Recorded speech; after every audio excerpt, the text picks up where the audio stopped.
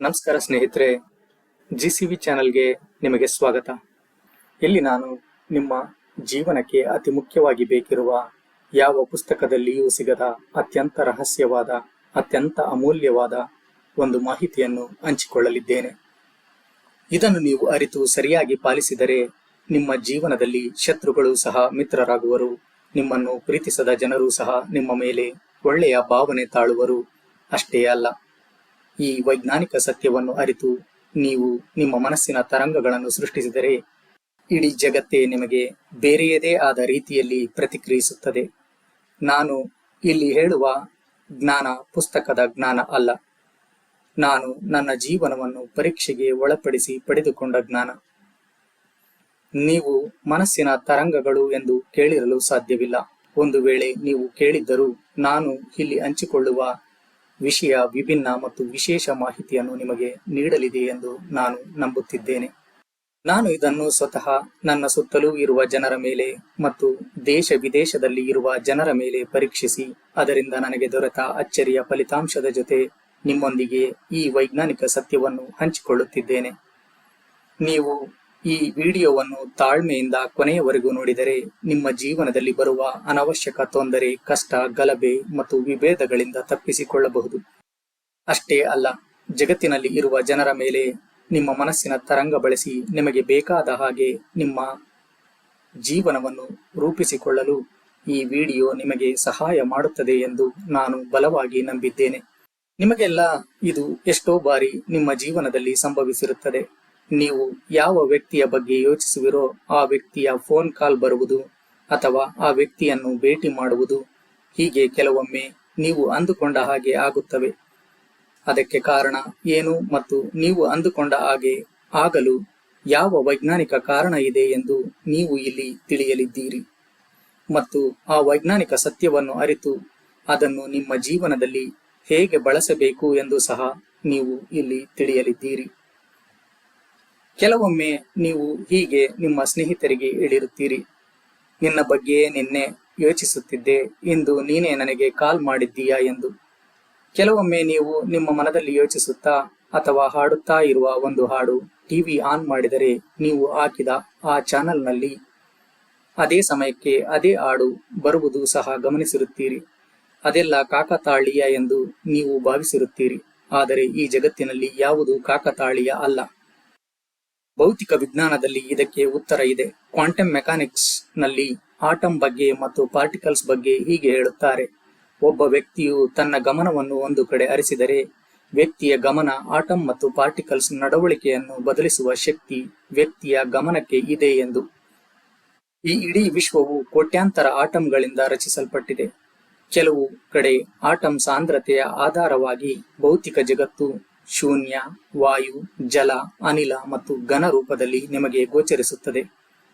ಆದರೆ ವಾಸ್ತವದಲ್ಲಿ ಈ ಜಗತ್ತು ಆಟಮ್ಗಳ ಸಮೂಹ. ಮನುಷ್ಯನ ಸಂಕಲ್ಪ ಶಕ್ತಿಗೆ ಈ ಜಗತ್ತಿನ ಆಟಮ್ಗಳನ್ನು ಕದಲಿಸುವ ಶಕ್ತಿ ಇದೆ. ಅದು ಕ್ವಾಂಟಮ್ ಮೆಕ್ಯಾನಿಕ್ಸ್ ನಲ್ಲಿ ವೈಜ್ಞಾನಿಕ ಪರೀಕ್ಷೆಗಳಲ್ಲಿ ನಿರೂಪಿಸಲ್ಪಟ್ಟಿದೆ.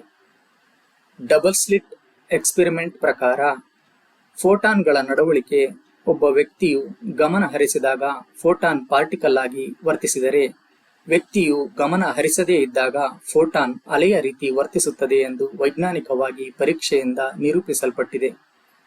ಅಬ್ಸರ್ವರ್ ಎಫೆಕ್ಟ್ ಎನ್ನುವ ವೈಜ್ಞಾನಿಕ ಪರೀಕ್ಷೆಯು ಕಣವನ್ನು ಸರಳವಾಗಿ ಗಮನಿಸುವುದರಿಂದ ಅದರ ನಡವಳಿಕೆ ಬದಲಾಗುತ್ತದೆ ಎಂದು ಹೇಳುತ್ತದೆ.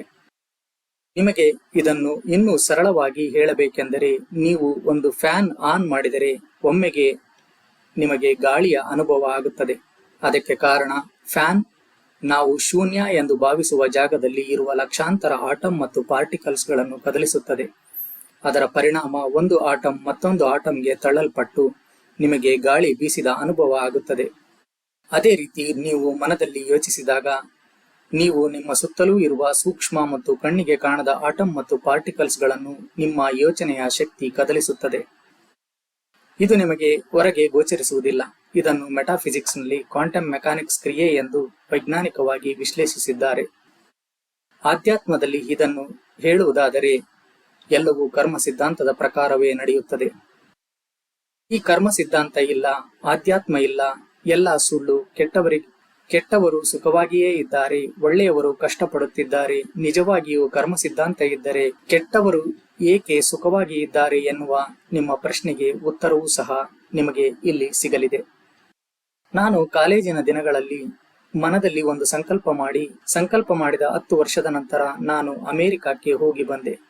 ಹೇಗೆ ಆ ಸಂಕಲ್ಪ ನನಗೆ ಅಮೆರಿಕಾಗೆ ಹೋಗಲು ಸಹಾಯ ಮಾಡಿತು ಮತ್ತು ಹೇಗೆ ಸಂಕಲ್ಪವು ವೈಜ್ಞಾನಿಕವಾಗಿ ನಮ್ಮ ಕನಸನ್ನು ನನಸು ಮಾಡಲು ಸಹಾಯ ಮಾಡುತ್ತವೆ ಎಂದು ತಿಳಿಯಲು ನೀವು ನನ್ನ ಈ 2 ವಿಡಿಯೋ ನೋಡಿ.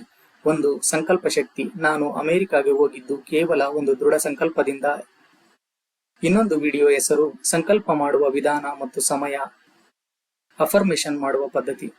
ನಾನು ಈ 2 ವಿಡಿಯೋ ಲಿಂಕ್ ಅನ್ನು ಈ ವಿಡಿಯೋ ಡಿಸ್ಕ್ರಿಪ್ಷನ್ ಅಲ್ಲಿ ಕೊಟ್ಟಿರುತ್ತೇನೆ.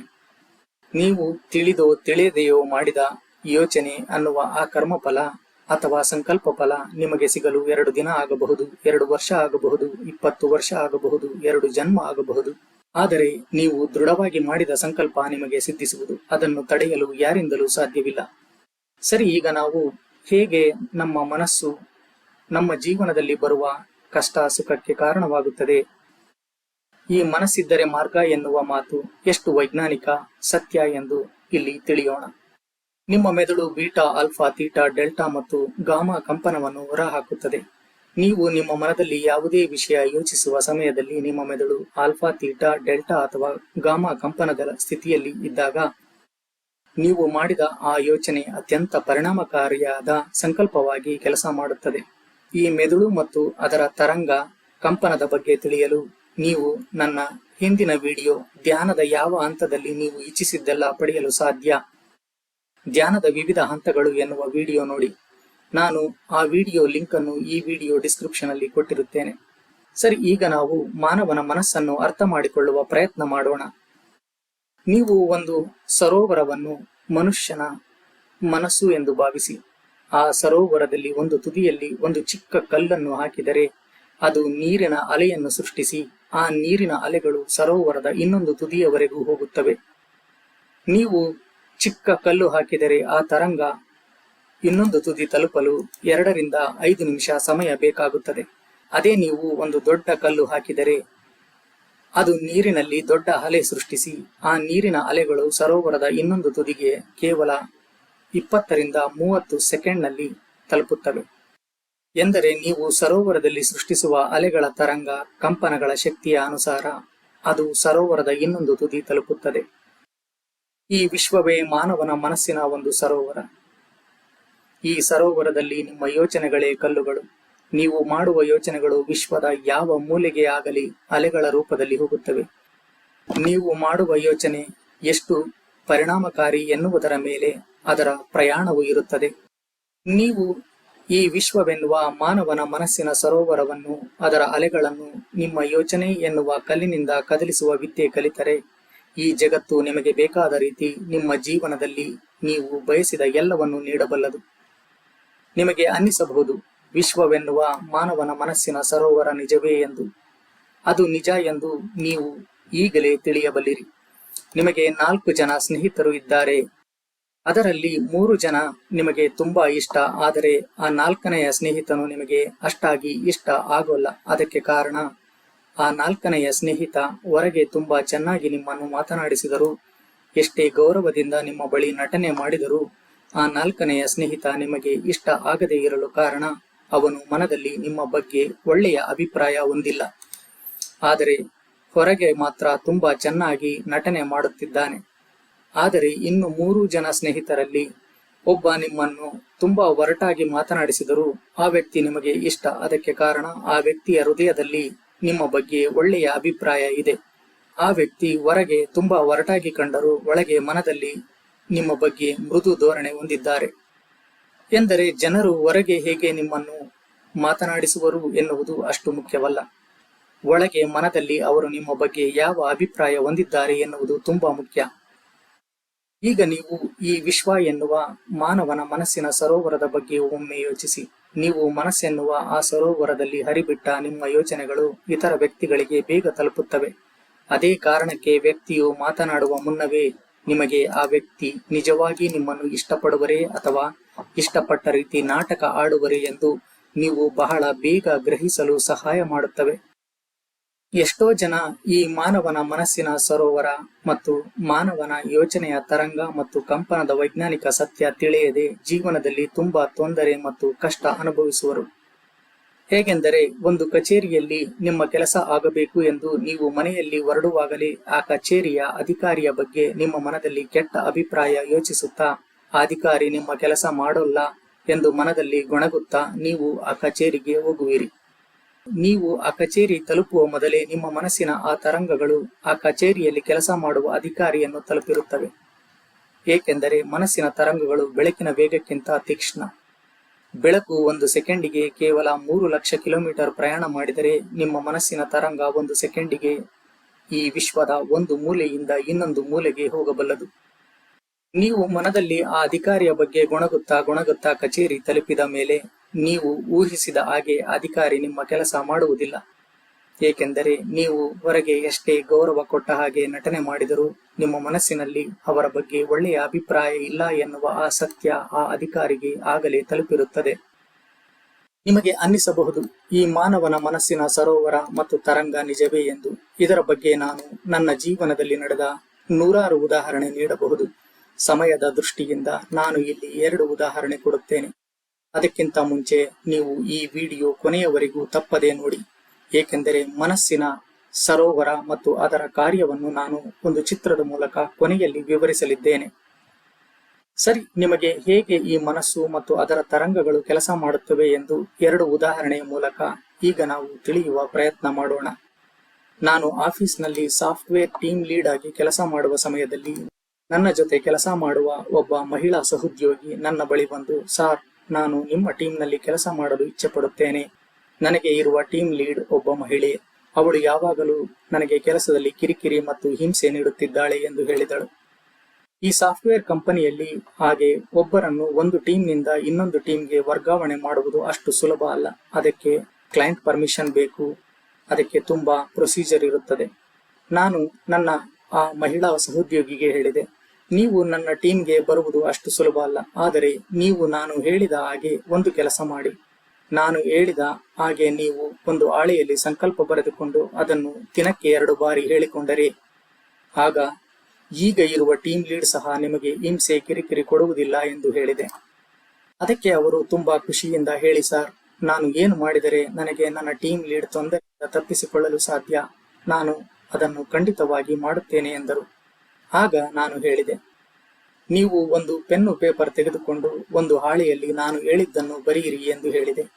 ಸರಿ, ಅವರು ಪೆನ್ನು ಪೇಪರ್ ತೆಗೆದುಕೊಂಡು ಬರೆಯಲು ಸಿದ್ಧರಾದರು. ನನ್ನ ಟೀಮ್ ಲೀಡ್ ತುಂಬಾ ಒಳ್ಳೆಯವಳು, ನಾನು ಅವಳನ್ನು ಪ್ರೀತಿಸುತ್ತೇನೆ ಎಂದು ಹೇಳಿದ್ದೇ ತಡ, ಸಾರ್, ನನಗೆ ಅವಳನ್ನು ಕಂಡರೆ ಆಗಲ್ಲ. ಅವಳ ಬಗ್ಗೆ ನಾನು ಈ ಸಾಲನ್ನು ಬರೆಯಲು ನನ್ನ ಮನಸ್ಸು ಒಪ್ಪುತ್ತಿಲ್ಲ ಎಂದರು. ನಾನು ಅವರಿಗೆ ಹೇಳಿದೆ, ನಿಮಗೆ ನನ್ನ ಮೇಲೆ ಗೌರವ ಇದೆ.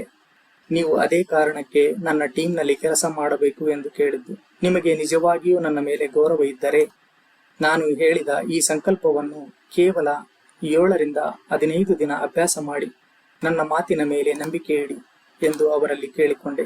ಆಗ ಅವರು ಒಪ್ಪಿ ನಾನು ಹೇಳಿದ್ದನ್ನು ಒಂದು ಹಾಳೆಯಲ್ಲಿ ಬರೆಯಲು ಮುಂದಾದರು. ನನ್ನ ಟೀಮ್ ಲೀಡ್ ತುಂಬಾ ಒಳ್ಳೆಯವಳು. ನಾನು ನನ್ನ ಟೀಮ್ ಲೀಡ್ ಅನ್ನು ಪ್ರೀತಿಸುತ್ತೇನೆ. ನನ್ನ ಟೀಮ್ ಲೀಡ್ ತುಂಬಾ ಒಳ್ಳೆಯವಳು. ಅವಳ ಜೀವನದಲ್ಲಿ ಬಂದ ಕೆಲವು ಕಷ್ಟಗಳು ಅವಳನ್ನು ಹಾಗೆ ಬದಲಾಯಿಸಿವೆ. ನನ್ನ ಟೀಮ್ ಲೀಡ್ ನನ್ನನ್ನು ತುಂಬಾ ಗೌರವಿಸುವಳು. ನಾನು ಸಹ ಅವಳನ್ನು ತುಂಬಾ ಗೌರವಿಸುತ್ತೇನೆ. ನನ್ನ ಟೀಮ್ ಲೀಡ್ ನನ್ನ ಕೆಲಸ ಕಾರ್ಯದಲ್ಲಿ ನನಗೆ ಪ್ರೀತಿಯಿಂದ ಸಹಾಯ ಮತ್ತು ಸಹಕಾರ ನೀಡುವಳು. ನಾನು ಮತ್ತು ನನ್ನ ಟೀಮ್ ಲೀಡ್ ಒಬ್ಬರನ್ನು ಒಬ್ಬರು ಗೌರವ ಮತ್ತು ಪ್ರೀತಿಯಿಂದ ಕಾಣುತ್ತೇವೆ. ನಾನು ಅವರಿಗೆ ಹೇಳಿದೆ, ನೀವು ದಿನವೂ ಒಂದು ಹಾಳೆಯಲ್ಲಿ ನಾನು ಹೇಳಿದ ಈ ಅಫರ್ಮೇಷನ್ ಅನ್ನು ಬರೆದುಕೊಂಡು ಮನದಲ್ಲಿ ಮತ್ತು ಹೃದಯದಲ್ಲಿ ತುಂಬಾ ಫೀಲ್ ಆಗಿ ಹೇಳಿಕೊಳ್ಳಬೇಕು ಎಂದು ಹೇಳಿದೆ. ಅದನ್ನು ಹೇಳುವಾಗ ನೀವು ಮನದಲ್ಲಿ ಅದು ನಿಜವಾಗಿಯೇ ಸಂಭವಿಸಿದ ಹಾಗೆ ಭಾವಿಸಬೇಕು ಎಂದು ಹೇಳಿದೆ. ಅವರಿಗೆ ಈ ಅಫರ್ಮೇಷನ್ ಅನ್ನು ದಿನವೂ ಬೆಳಿಗ್ಗೆ ಎದ್ದ ಕೂಡಲೇ ಒಂದು ಹಾಳೆಯಲ್ಲಿ ಬರೆದು ಕನಿಷ್ಠ 5 ಬಾರಿ ಮನದಲ್ಲಿ ಹೇಳಿಕೊಂಡು ನಿಮ್ಮ ದೈನಂದಿನ ಕಾರ್ಯದಲ್ಲಿ ತೊಡಗಿಸಿಕೊಳ್ಳಿ ಎಂದು ಹೇಳಿದೆ. ಮತ್ತು ರಾತ್ರಿ ಮಲಗುವ ಮುನ್ನ ಮತ್ತೆ ಒಂದು ಹಾಳೆಯಲ್ಲಿ ಅಫರ್ಮೇಷನ್ ಅನ್ನು ಬರೆದುಕೊಂಡು ಕನಿಷ್ಠ 5 ಬಾರಿ ಮನದಲ್ಲಿ ಹೇಳಿಕೊಂಡ ಮೇಲೆ ನಿದ್ದೆ ಮಾಡಿ ಎಂದು ಹೇಳಿದೆ. ಆ ನನ್ನ ಸಹೋದ್ಯೋಗಿ ಅವರಿಗೆ ಈ ಅಫರ್ಮೇಷನ್ ಬರೆಯಲು ಇಚ್ಛೆ ಇಲ್ಲದೇ ಇದ್ದರೂ, ಸಾರ್, ನೀವು ಹೇಳಿದ್ದೀರಿ ಎಂದು ನಾನು ಇದನ್ನು ಪ್ರಯತ್ನ ಪಡುತ್ತೇನೆ ಎಂದು ಹೇಳಿದಳು. ಆ ದಿನ ರಾತ್ರಿಯೇ ಮಲಗುವ ಮೊದಲು ಒಂದು ಹಾಳೆಯಲ್ಲಿ ಅಫರ್ಮೇಶನ್ ಅನ್ನು ಬರೆದು ನನಗೆ ವಾಟ್ಸಾಪ್ನಲ್ಲಿ ಫೋಟೋ ಸಹ ಕಳಿಸಿದಳು. ನಾನು ಅವರಿಗೆ ಆಲ್ ದ ಬೆಸ್ಟ್ ಎಂದು ವಿಶ್ ಮಾಡಿದೆ. ಸರಿ, ಅವರ ಅಭ್ಯಾಸ ಆರಂಭವಾಗಿ 3 ದಿನ ಕಳೆಯಿತು. 4ನೇ ದಿನ ಬೆಳಿಗ್ಗೆ ಅವರು ನನ್ನ ಡೆಸ್ಕ್ ಬಳಿ ಓಡಿ ಬಂದು, ಸರ್, ನೀವು ಹೇಳಿದ ಅಫರ್ಮೇಶನ್ ತುಂಬಾ ಚೆನ್ನಾಗಿ ಕೆಲಸ ಮಾಡುತ್ತಿದೆ. ನನ್ನ ಟೀಮ್ ಲೀಡ್ ನನ್ನನ್ನು ತುಂಬಾ ಗೌರವದಿಂದ ನಡೆಸಿಕೊಳ್ಳುತ್ತಿದ್ದಾಳೆ. ನನಗೆ ಇದು ತುಂಬಾ ಆಶ್ಚರ್ಯ ತಂದಿದೆ. ನಿಮಗೆ ಧನ್ಯವಾದಗಳು ಎಂದು ಹೇಳಿದಳು.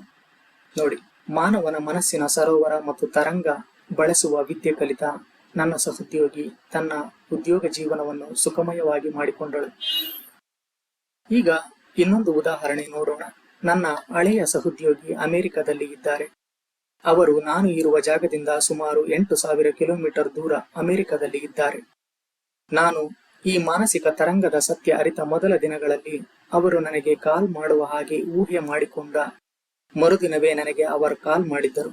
ಅವರೇನು ನನಗೆ ಆಗಾಗ ಕಾಲ್ ಮಾಡುವ ವ್ಯಕ್ತಿಯಲ್ಲ, ಆದರೂ ನಾನು ಆ ಮನಸ್ಸಿನ ತರಂಗದ ಶಕ್ತಿಯ ಮೂಲಕ ಅವರ ಫೋನ್ ಕರೆ ಸ್ವೀಕರಿಸಿದೆ.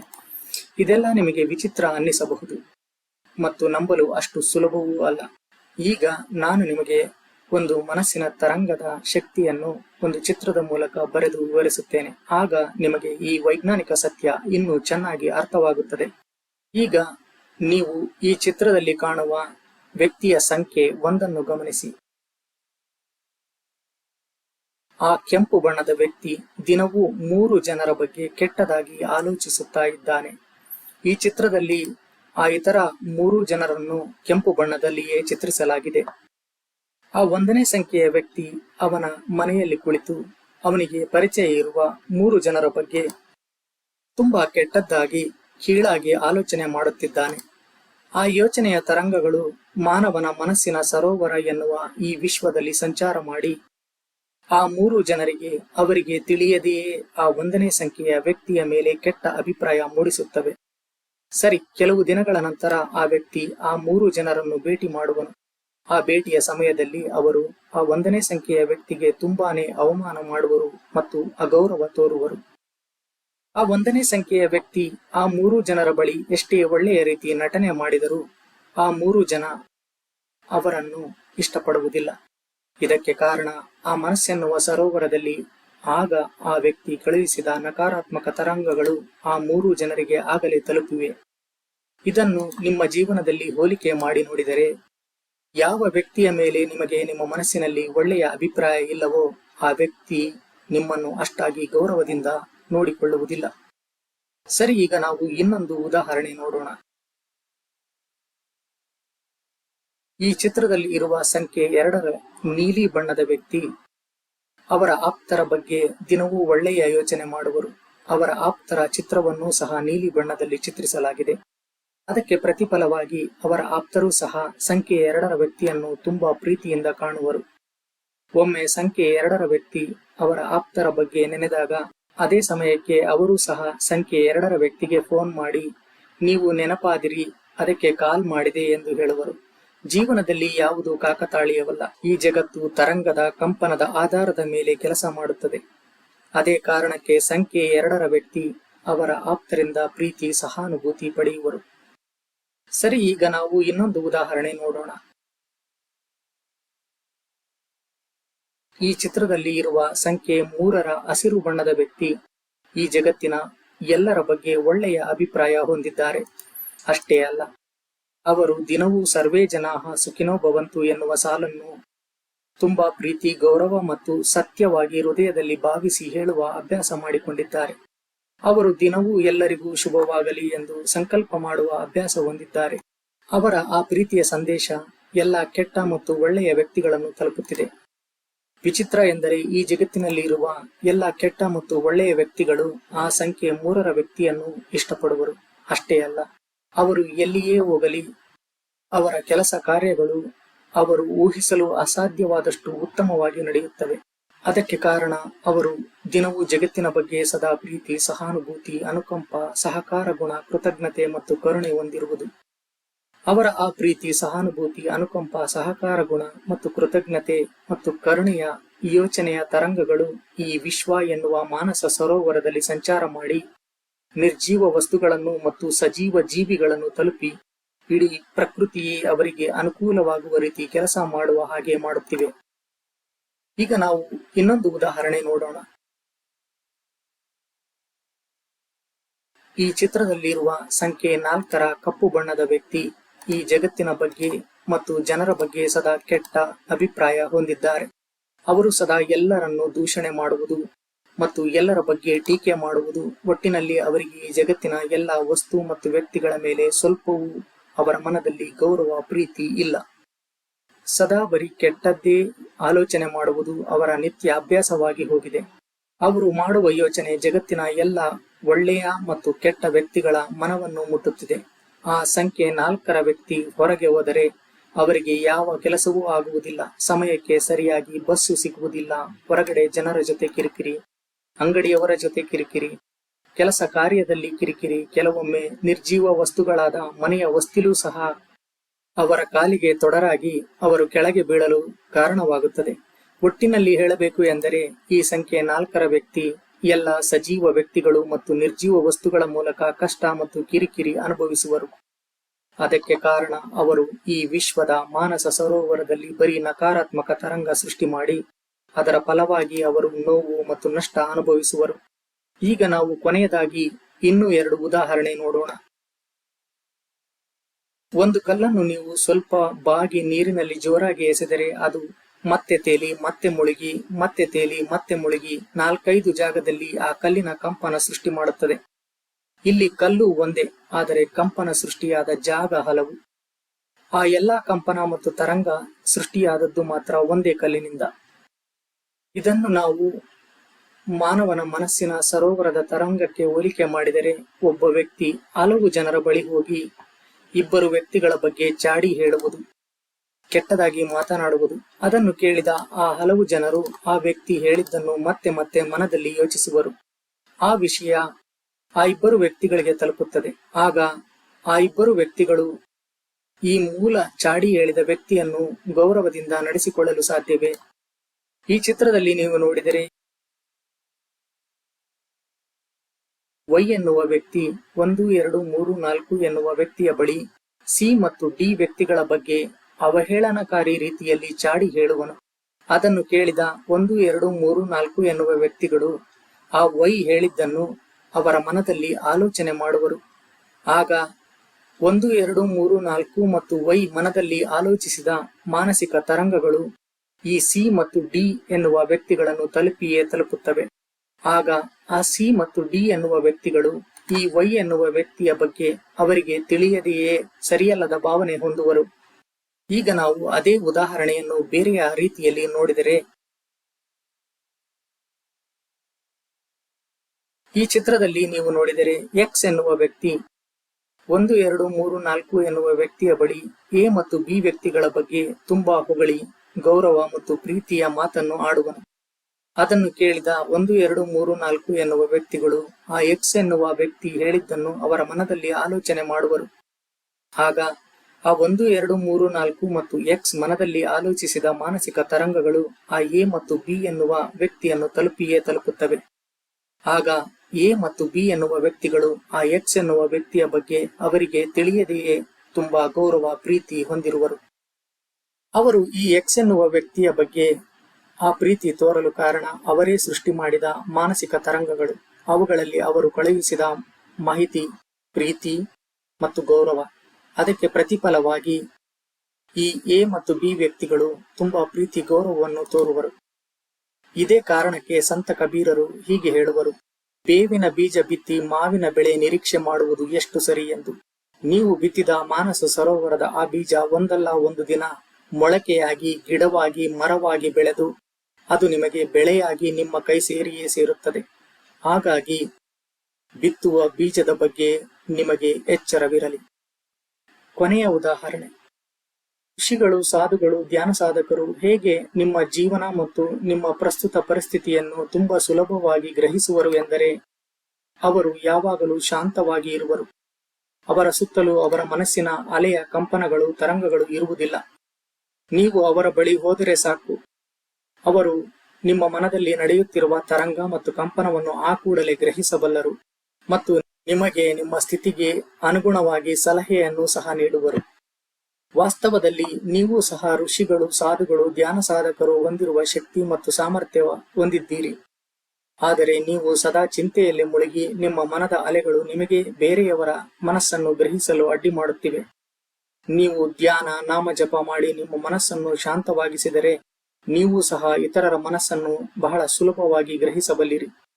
ಈಗ ನಿಮಗೆ ಪ್ರಶ್ನೆ ಮೂಡುತ್ತದೆ, ನಾನು ನನ್ನ ತರಂಗದಲ್ಲೇ ಮುಳುಗಿರುವಾಗ ಬೇರೆಯವರ ತರಂಗ ನನಗೆ ಹೇಗೆ ತಲುಪುವವು ಎಂದು. ಅದಕ್ಕೆ ಉತ್ತರ, ನೀವು ದಿನದ 24 ಗಂಟೆಯೂ ಚಿಂತೆಯಲ್ಲಿ ಇರುವುದಿಲ್ಲ. ನಿಮ್ಮ ಮನಸ್ಸು ಕೆಲಕಾಲ ಶಾಂತವಾಗುತ್ತದೆ. ಆಗ ನಿಮಗೆ ಇತರರು ಯೋಚನೆ ಮಾಡಿ ಕಳುಹಿಸಿದ ಮನಸ್ಸಿನ ತರಂಗಗಳು ತಲುಪುತ್ತವೆ. ಅದೇ ಕಾರಣಕ್ಕೆ ನೀವು ಸಹ ಒಬ್ಬ ವ್ಯಕ್ತಿಯ ಬಳಿ ಒಂದು ರೀತಿ, ಮತ್ತೊಬ್ಬ ವ್ಯಕ್ತಿಯ ಬಳಿ ಬೇರೆಯದೇ ರೀತಿ ವ್ಯವಹರಿಸುವುದು. ಮನುಷ್ಯರು ಮಾಡುವ ಯೋಚನೆ ಬಿಟ್ಟ ಬಾಣ ಇದ್ದ ಹಾಗೆ. ಒಂದು ವೇಳೆ ನೀವು ನಿಮ್ಮ ಯೋಚನೆ ಹರಿಬಿಟ್ಟಾಗ ಆ ಇನ್ನೊಬ್ಬ ವ್ಯಕ್ತಿ ಅವನದೇ ಆದ ನೂರಾರು ಚಿಂತೆಯಲ್ಲಿ ಮುಳುಗಿದ್ದರೆ ಅವುಗಳಿಂದ ಅವನು ಸ್ವಲ್ಪ ಹೊರಬಂದ ಕೂಡಲೇ ನೀವು ಕಳುಹಿಸಿದ ಆ ಮನಸ್ಸಿನ ತರಂಗ ಆ ವ್ಯಕ್ತಿಯನ್ನು ತಲುಪುತ್ತದೆ. ಹಾಗಾಗಿ ನೀವು ಇತರರ ಬಗ್ಗೆ ಮಾಡುವ ಯೋಚನೆ, ಆಲೋಚನೆ ಮತ್ತು ಭಾವನೆಯ ಮೇಲೆ ನಿಮಗೆ ನಿಗಾ ಇರಲಿ. ಮನದಲ್ಲಿ ಕೆಟ್ಟ ಯೋಚನೆ ಮಾಡುತ್ತಾ ಹೊರಗಡೆ ನೀವು ಎಷ್ಟೇ ನಟನೆ ಮಾಡಿದರೂ ವ್ಯಕ್ತಿಯನ್ನು ಗೆಲ್ಲಲು ಸಾಧ್ಯವಿಲ್ಲ. ನಿಮ್ಮ ಅಂತರಂಗ ಮತ್ತು ಬಹಿರಂಗ ಶುದ್ಧವಾಗಿದ್ದರೆ ಈ ಜಗತ್ತೇ ನಿಮಗೆ ಶರಣಾಗುತ್ತದೆ. ಈ ಒಳ್ಳೆಯವರಿಗೆ ಏಕೆ ಕಷ್ಟ ಬರುತ್ತವೆ ಎನ್ನುವ ನಿಮ್ಮ ಪ್ರಶ್ನೆಗೆ ನಾನು ಹೇಳಿದ 4ನೆಯ ವ್ಯಕ್ತಿಯ ಉದಾಹರಣೆ ನಿಮಗೆ ಉತ್ತರ ನೀಡುತ್ತದೆ. ಹೇಗೆಂದರೆ, ಈ ಕೆಲವು ಒಳ್ಳೆಯ ಜನರು ಎಲ್ಲರಿಗೂ ಒಳ್ಳೆಯದನ್ನು ಮಾಡುವರು. ಆದರೆ ಅವರು ಮನದಲ್ಲಿ ನಾನು ಎಷ್ಟೇ ಒಳ್ಳೆಯದು ಮಾಡಿದರೂ ಎಲ್ಲರೂ ನನಗೆ ಕೆಟ್ಟದ್ದೇ ಮಾಡುವರು ಎಂದು ಮನದಲ್ಲಿ ಸದಾ ಭಾವಿಸುವರು. ಅವರ ಭಾವನೆಯ ತರಂಗಗಳು ಈ ವಿಶ್ವದಲ್ಲಿ ಸಂಚಾರ ಮಾಡಿ ಅವರಿಗೆ ನೋವು ಮತ್ತು ನಷ್ಟ ಅನುಭವಿಸುವ ರೀತಿ ಮಾಡುತ್ತವೆ. ಅದೇ ಕಾರಣಕ್ಕೆ ಹಿಂದಿನ ನಮ್ಮ ಋಷಿ ಮುನಿಗಳು ಯದ್ಭಾವಂ ತದ್ಭವತಿ ಎಂದು ಹೇಳಿರುವುದು. ಸಾವಿರಾರು ವರ್ಷಗಳ ಕೆಳಗೆ ಈ ಮನಸ್ಸಿನ ಸರೋವರ ಮತ್ತು ತರಂಗದ ಕಾರ್ಯ ಅರಿತ ಅವರು ಯದ್ಭಾವಂ ತದ್ಭವತಿ ಎಂದು ಹೇಳಿದರು.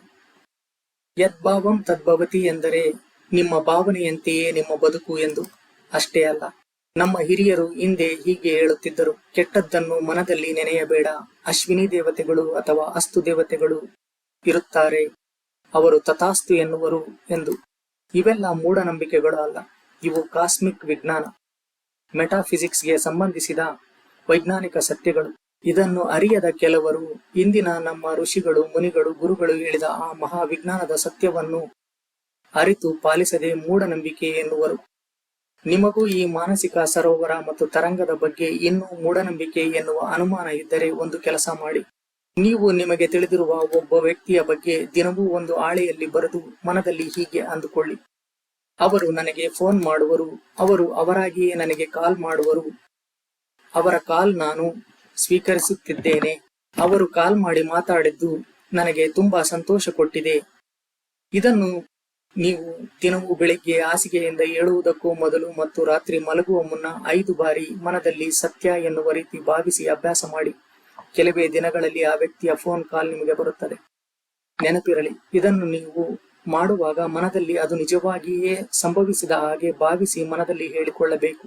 ಸೂಚನೆ: ನೀವು ಈ ಅಭ್ಯಾಸ ಮಾಡಲು ನಿಮಗೆ ದಿನವೂ ಫೋನ್ ಮಾಡುವ ವ್ಯಕ್ತಿಯ ಹೆಸರನ್ನು ಬಳಸಬೇಡಿ, ಹಾಗೂ ನಿಮಗೆ ಜೀವನದಲ್ಲಿ ಎಂದೂ ಫೋನ್ ಮಾಡಿರದ ವ್ಯಕ್ತಿಯ ಹೆಸರನ್ನು ಸಹ ಬಳಸಬೇಡಿ.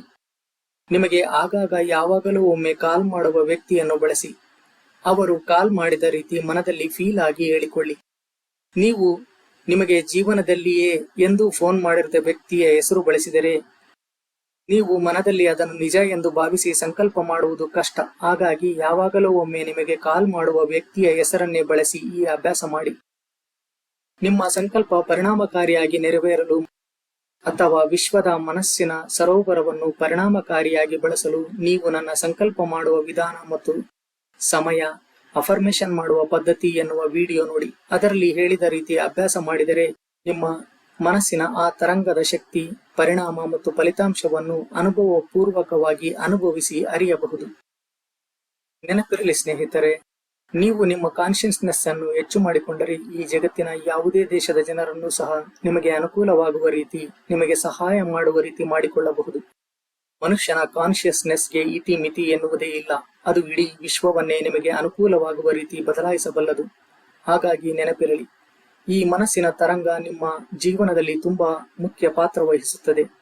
ನೀವು ಮನದಲ್ಲಿ ಯೋಚಿಸಿ ಸೃಷ್ಟಿಸುವ ತರಂಗಗಳು ಶಕ್ತಿಯುತವಾಗಿ ಇದ್ದರೆ ಅವು ಪರಿಣಾಮಕಾರಿ ಫಲಿತಾಂಶವನ್ನು ಅತಿ ಕಡಿಮೆ ಸಮಯದಲ್ಲಿ ಕೊಡುತ್ತವೆ. ನೀವು ಈ ಮನಸ್ಸಿನ ಶಕ್ತಿಯುತ ತರಂಗ ಸೃಷ್ಟಿಸಲು ನಿಮ್ಮ ಆತ್ಮದ ಶಕ್ತಿ ಹೆಚ್ಚು ಇದ್ದರೆ ಅದು ತುಂಬಾ ಸಹಾಯಕಾರಿ. ನಿಮ್ಮ ಆತ್ಮಶಕ್ತಿ ವೃದ್ಧಿಗೆ ನೀವು ಶಕ್ತಿಯುತ ಮನಸ್ಸಿನ ತರಂಗ ಸೃಷ್ಟಿಸಲು ಧ್ಯಾನ ಅಥವಾ ನಾಮಜಪ ತುಂಬಾ ಸಹಾಯ ಮಾಡುತ್ತವೆ. ಈ ಜಗತ್ತಿನ ಅನಂತ ವಿಶ್ವಗಳ ಜೊತೆ ಆಟ ಆಡುವುದು ತುಂಬಾ ಅದ್ಭುತವಾದ ಅನುಭವ. ಈ ವಿಶ್ವದ ಇನ್ಫೈನೈಟ್ ಸೋರ್ಸಸ್ ಅನ್ನು ನೀವು ಅರಿತರೆ ನಿಮ್ಮ ಜೀವನವೇ ಒಂದು ಸುಂದರ ಗಾಯನವಾಗುತ್ತದೆ. ಕ್ವಾಂಟಮ್ ಮೆಕ್ಯಾನಿಕ್ಸ್ ನಲ್ಲಿ ಹೇಳಿದ ಹಾಗೆ ಆಟಮ್ ಮತ್ತು ಪಾರ್ಟಿಕಲ್ಸ್ ಗಳು ನಿಮ್ಮ ಗಮನದ ಮೂಲಕ ಕದಲಿಸಬಹುದು. ಈ ವಿಶ್ವವೇ ಆಟಮ್ಗಳ ಸಮೂಹ. ನಿಮ್ಮ ಯೋಚನೆಯೇ ಶಕ್ತಿ. ನಿಮ್ಮ ಯೋಚನಾ ಶಕ್ತಿಯ ಮೂಲಕ ಈ ವಿಶ್ವದ ಆಟಮ್ ಮತ್ತು ಪಾರ್ಟಿಕಲ್ಸ್ ಗಳನ್ನು ಕದಲಿಸುವ ಶಕ್ತಿ ನಿಮಗೆ ಇದೆ. ಮುಖ್ಯವಾದ ಸೂಚನೆ: ನೀವು ಮನಸ್ಸಿನ ತರಂಗ ಸೃಷ್ಟಿಸುವ ಸಮಯದಲ್ಲಿ ನೀವು ಶಾಂತವಾಗಿ ಹೃದಯದಲ್ಲಿ ಪ್ರೀತಿ ಹೊಂದಿರಬೇಕು. ನೀವು ಮನದಲ್ಲಿ ತುಂಬಾ ಸ್ಟ್ರೆಸ್ ಮತ್ತು ಟೆನ್ಷನ್ ಹೊಂದಿದ್ದರೆ ನಿಮ್ಮ ಮನಸ್ಸಿನ ಆ ತರಂಗ ನೀವು ಅಂದುಕೊಂಡ ರೀತಿ ಕೆಲಸ ಮಾಡುವುದಿಲ್ಲ. ಹತಾಶೆ, ಉದ್ವೇಗ, ಒತ್ತಡ, ಆತುರದ ಭಾವನೆ ಹೊಂದಿದ್ದರೆ ನೀವು ಈ ಮನಸ್ಸಿನ ಸರೋವರ ಮತ್ತು ಅದರ ತರಂಗವನ್ನು ಅಷ್ಟೊಂದು ಪರಿಣಾಮಕಾರಿಯಾಗಿ ಬಳಸಿಕೊಳ್ಳಲು ಸಾಧ್ಯವಿಲ್ಲ. ಹಾಗಾಗಿ ನೀವು ಧ್ಯಾನ, ನಾಮಜಪ, ಯೋಗ ಅಭ್ಯಾಸದ ಮೂಲಕ ನಿಮ್ಮ ಮನಸ್ಸನ್ನು ಶಾಂತವಾಗಿಸಿ. ಆಗ ನಿಮ್ಮ ಒಳಗಡೆಯೇ ಇರುವ ಸೂಪರ್ ಹ್ಯೂಮನ್ ಶಕ್ತಿಯ ಪರಿಚಯ ನಿಮಗೂ ಆಗುತ್ತದೆ. ನೀವು ದಿನವೂ ಪ್ರೀತಿ, ಸಹಾನುಭೂತಿ, ಕರುಣೆ, ಕೃತಜ್ಞತೆಯನ್ನು ಜಗತ್ತಿಗೆ ಕೊಟ್ಟರೆ ಈ ಜಗತ್ತು ನಿಮ್ಮ ತರಂಗಗಳಿಗೆ ತುಂಬಾ ಚೆನ್ನಾಗಿ ಪ್ರತಿಕ್ರಿಯಿಸುತ್ತದೆ. ಆ ಕೃತಜ್ಞತೆಯ ಶಕ್ತಿಯ ಬಗ್ಗೆ ಅರಿಯಲು ಕೃತಜ್ಞತೆ ನಿಮ್ಮನ್ನು ಶ್ರೀಮಂತರನ್ನಾಗಿ ಮಾಡಬಲ್ಲದು. ಪ್ರೀತಿ, ಪ್ರೇಮ, ಕರುಣೆ ಎನ್ನುವ ನನ್ನ ವಿಡಿಯೋ ನೋಡಿ. ನೀವು ಧ್ಯಾನ ಮಾಡಿ ನಿಮ್ಮ ಮನಸ್ಸಿನ ತರಂಗದ ಶಕ್ತಿಯನ್ನು ಹೆಚ್ಚಿಸಲು ಬಯಸಿದರೆ ನನ್ನ ಧ್ಯಾನದ ವಿಡಿಯೋ ಲಿಂಕುಗಳನ್ನು ಈ ವಿಡಿಯೋ ಡಿಸ್ಕ್ರಿಪ್ಷನ್ ಅಲ್ಲಿ ಕೊಟ್ಟಿರುತ್ತೇನೆ. ಅದನ್ನು ಅನುಸರಿಸಿ ಧ್ಯಾನ ಆರಂಭಿಸಿ. ನಾನು ಮೇಲೆ ಹೇಳಿದ ಈ ಎಲ್ಲಾ ವಿಡಿಯೋ ಲಿಂಕುಗಳನ್ನು ಈ ವಿಡಿಯೋ ಡಿಸ್ಕ್ರಿಪ್ಷನ್ ಅಲ್ಲಿ ಕೊಟ್ಟಿರುತ್ತೇನೆ. ಅವನ್ನು ನೀವು ತಪ್ಪದೆ ನೋಡಿ. ಆಗ ನಿಮಗೆ ಈ ಮನಸ್ಸಿನ ಶಕ್ತಿ, ಮನಸ್ಸಿನ ತರಂಗ, ಸಂಕಲ್ಪ ಶಕ್ತಿ ಮತ್ತು ಅವುಗಳ ವೈಜ್ಞಾನಿಕ ಸತ್ಯಗಳು ಆಳವಾಗಿ ಅರ್ಥವಾಗುತ್ತವೆ. ಈ ವಿಡಿಯೋ ನಿಮಗೆ ಇಷ್ಟ ಆಗಿದ್ದರೆ ಇದನ್ನು ನಿಮಗೆ ತಿಳಿದ ನಿಮ್ಮ ಆಪ್ತರಿಗೆ ಶೇರ್ ಮಾಡಿ. ಅವರಿಗೆ ಇದನ್ನು ಕೊನೆಯವರೆಗೂ ತಾಳ್ಮೆಯಿಂದ ನೋಡಲು ಹೇಳಿ.